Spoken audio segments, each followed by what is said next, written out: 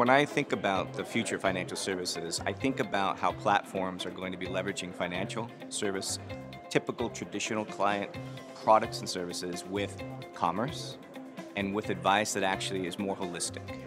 And so when I think about long-term, multi-generational impact that financial services have, it's about combining day-to-day experiences and what we're buying and what our financial needs are with how we actually interact with each other as humans today. So we see a huge growth of enabled commerce applications that are really P2P based in China with Tencent, with Baidu, and with other applications, and this is just a natural fit for how things in the rest of the world are really going to go. We see PayPal and other large platforms really evolving to be that connection to commerce and that day-to-day connection to what we buy with what we buy with.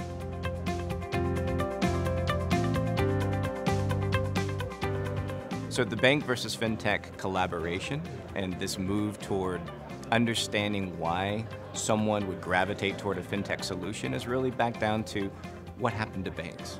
What happened to banks, when we used to actually have a full relationship with them, and now through a breakdown of products and services, large banks have said, well, your mortgage is over here, we might have a credit card with you here, your bucket of savings and other wealth accounts are over here. We've broken up that as an industry and actually separated and segregated that relationship so much that we've allowed fintech solutions to really come into being in the last 15 years.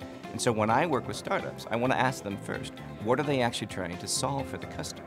And as we see platforms arise across different elements of payments, of the way that we interact with chatbots and other types of solutions for consumers, what we're really seeing is that fintech is really evolving much more quickly to solve day-to-day needs than banks are. So we need to learn from fintech companies. We need to understand how they are evolving to serve the customer, and we need to collaborate and partner with the best of them in order for banks of size to remain in the industry.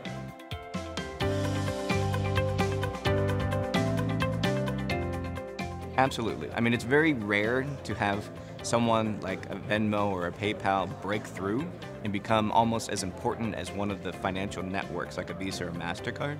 And so if you're not able to scale, this is why you need bank partnerships. So it's a matter of how do you build trust, how do you build scale, how do you continue to reduce the acquisition cost of new customers.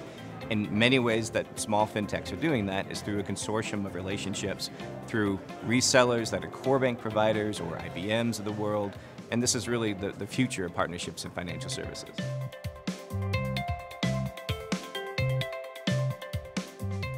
I think the biggest piece that banks really need to let go a bit is that it's the customer's data and it's the customer's willingness to share how they bank today with outside entities that go beyond sort of the core presence of the financial brand in their own mind. Banks are a little full of themselves about how central to the lives of their customers they really are. When the average consumer household has more than 7 different banking relationships, I would say that there's probably at least 2 or 3 fintech relationships evolving there as well.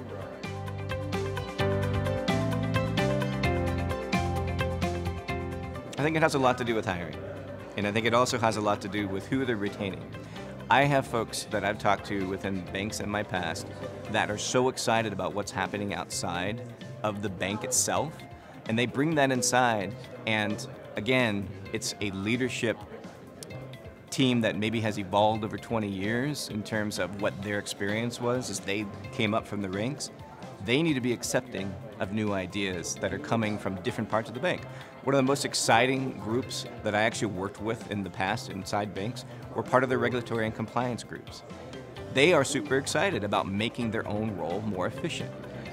Bank executives need to have more acceptance about these challenges to the revenue streams and the traditional model of banking because it's changing every single day.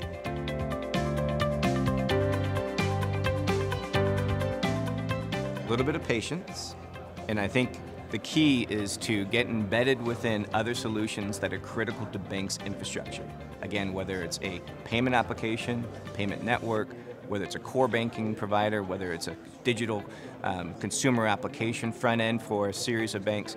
It's hard when I talk to startups when they want to go after the top 5 banks to say, you might want to go to the next tier where you're going after the 27th largest or the 50th largest and get that as an anchor client and then go and get many, many more. So it's really about proving your solution out and having that patience to actually make several banks really successful with your application.